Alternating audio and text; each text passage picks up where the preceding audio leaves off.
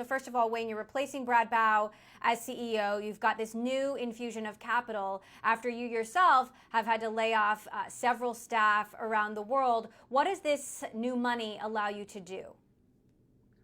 Yeah, first, thank you so much for having me. I think today is a big day for micromobility and certainly for Lime. I think this infusion of cash means that we will be able to weather this downturn and have the capital to come back and invest and bring micromobility to more cities when we do come out of this COVID-19 crisis. And I think that it's a big bet for Uber, and it's a big bet for a lot of our early investors who all came in on this major round. Wayne, you worked at Uber for 5 years. You were Dara Khosrowshahi's chief of staff. In fact, we last spoke when you were working at Uber. Curious about them offloading Jump to you. If it wasn't making sense for them, why does it make sense for Lime? Yeah, I think there's a couple things. One is that I actually see this as Uber making a big bet in micromobility. They're leading around up to $170 million. And then what they're doing is they're bringing their Jump assets onto the Lime platform, where we have I think, a leading position in the world of micromobility.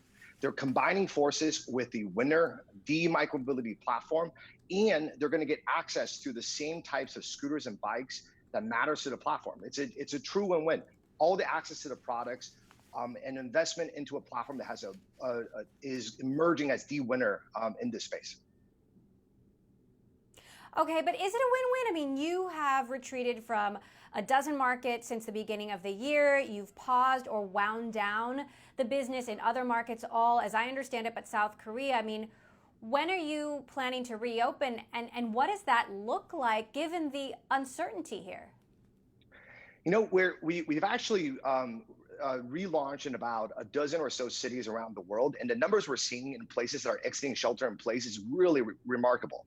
And not only that, I actually think that as people exit COVID-19, people are going to be looking for a safe way to move around the city. And micromobility is open air, single passenger. If you want to move around a city while observing social distancing, there's no better mode of transportation than micromobility. And we're seeing that in the markets where we relaunched.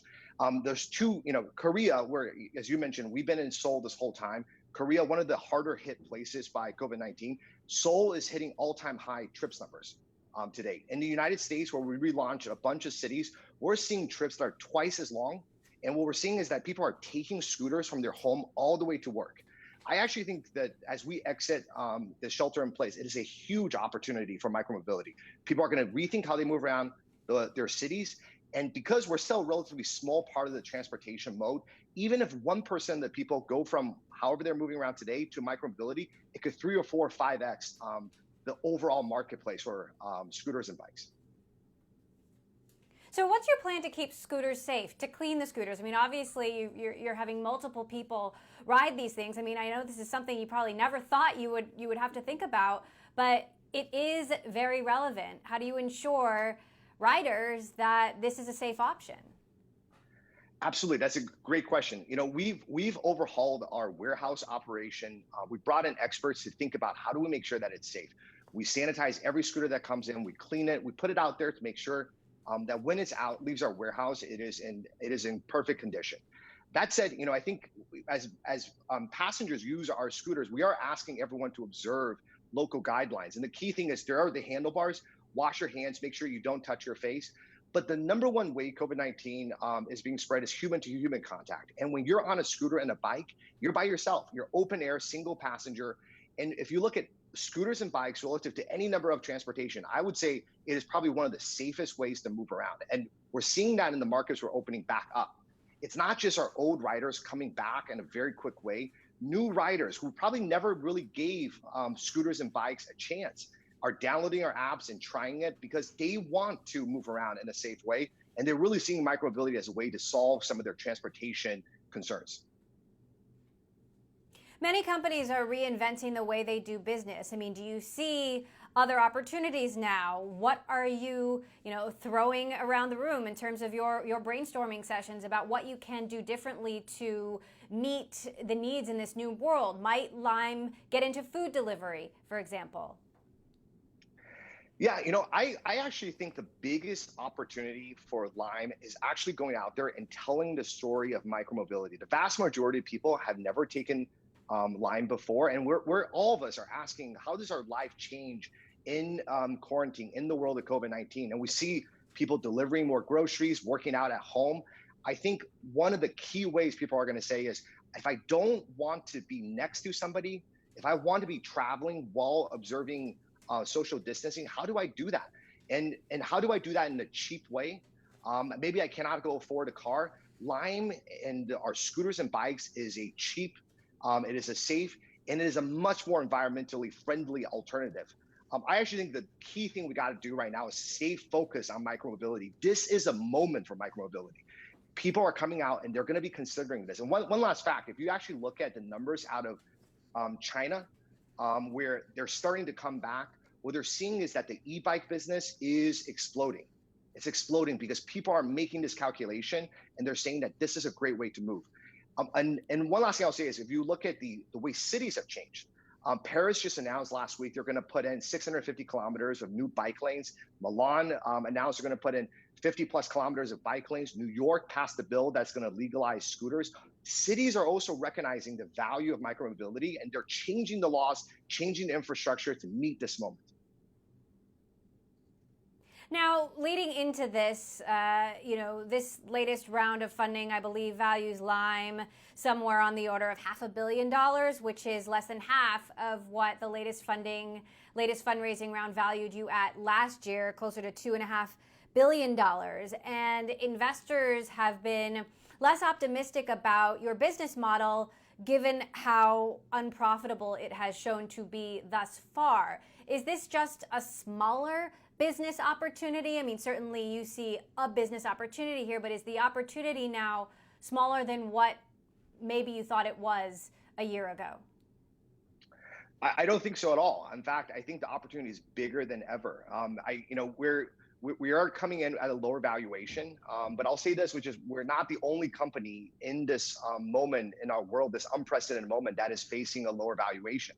The more important thing, though, is that this round of funding is going to be enough for us to weather whatever storm is ahead of us, and for us to double down into micromobility.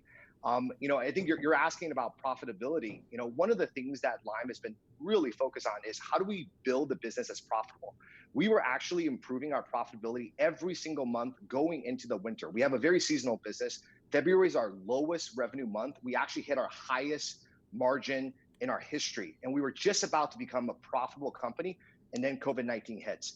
What this funding is going to allow us to do is to actually replay that, our 2020 playbook. And I have every confidence that with this new funding, Lime is going to be profitable and cash flow positive in 2021.